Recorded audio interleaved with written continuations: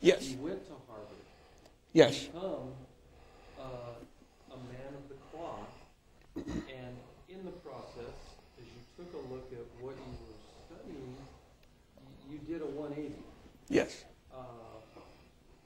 That happened to me. It happened to one of the young men in the audience. What do you call that process? Is that the opposite of a religious awakening? Is there a name for that?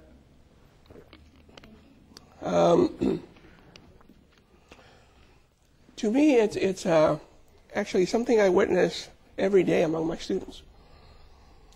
And it has to do, this is why I'm in education.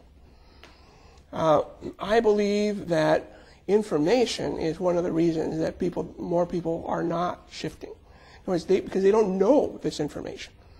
So if you grow up in a church where no one's ever telling you the opposite side, churches aren't there to debate. Churches are there to perpetuate their tradition. And so if you come to, say, an academic setting, university, where biblical scholars are saying, no, it's not quite like this, it's like this, and this is the evidence. Most kids that come from small towns in Iowa or rural North Dakota, I never have even heard this. So to me, the first step is information. Information about the opposite view.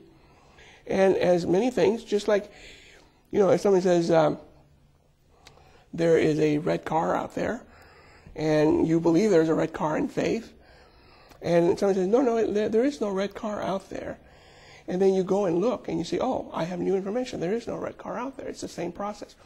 Any time that you receive enough information to overturn any previous concept is the same process that works in going from, say, a fundamentalist to an atheist. It's the same process. It's information, critical thinking, questioning of assumptions, undermining of assumptions that you might have had. So I say it because I've experienced it. What made me change was, and I didn't go from fundamentalist to atheist overnight. No, what happened to me is more like this. I started out trying to be the best missionary for Christianity ever. I had high aspirations when I was a child. I was telling Daryl, I went to college in the 7th grade. Let me tell you how that happened a bit. I had the idea that I was going to be the greatest physicist that ever lived. And so one day I said, I'm going to go up to the community college and knock on the dean of admissions door and tell him I need to get into your class because I'm going to be a physicist. And so I knocked on his door and I said, could you let me into college? And he says, well, you're only in 7th grade. And he, so I try to convince him. I say, okay. If you bring a letter from your principal, and he says you are able to come, I will consider it. And of course, the idea was this kid is never going to bring a letter from his principal. 2 weeks later, I have a letter from my principal.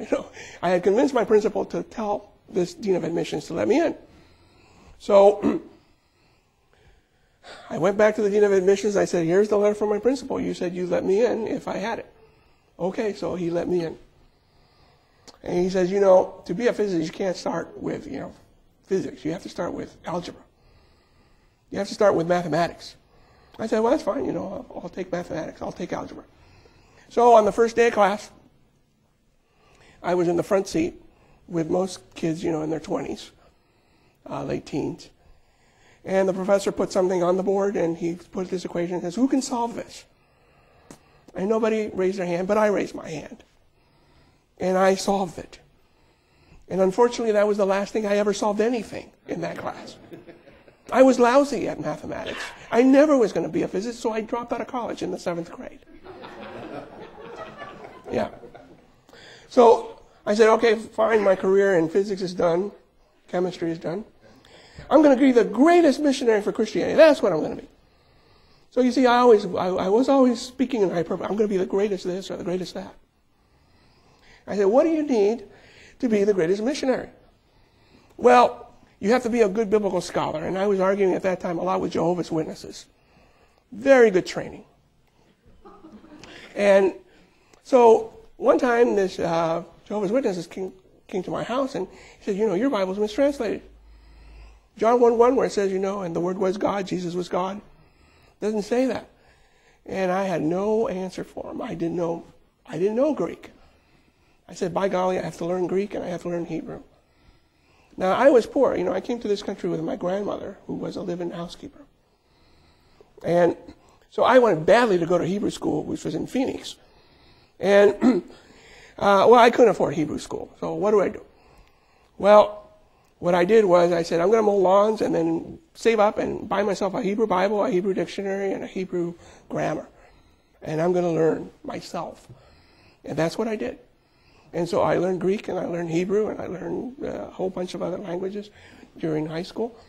And in the process of trying to prove that Christianity was true, in the process of getting this information to prove that atheism was wrong, that Jehovah's Witnesses were wrong, that Muslims were wrong, that Hindus were wrong, I started to find out, I can make the arguments for that side just as good as I can make them for my side. And the more and more I read and went in depth into the arguments for Christianity, the more I realized there are no good arguments for Christianity. The evidence is not really good. And so actually, my first big defection was not from Christianity to atheism. No, it was from Arminianism to Calvinism. My pastors had a fit, a Calvinist. An atheist we can take, a Calvinist we can't. So what happened after that, I went from, Pentecostal, Arminian to Calvinist to Southern Baptist to, I really wasn't into Calvinism. I thought he was very rational. Loved Calvin. And then I found out, no, Calvin is not the answer either. And then, eventually it was, I don't know if anyone has any evidence for their religious view. And then I realized I'm an atheist. I'm what you call an atheist.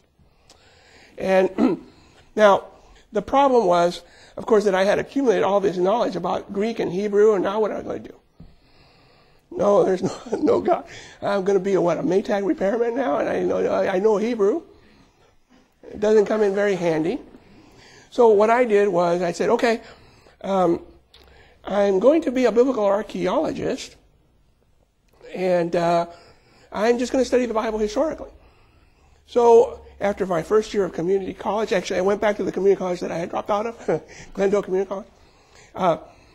I transferred to the University of Arizona because that's where biblical archaeology was being done with William G. Deaver, whom I showed you.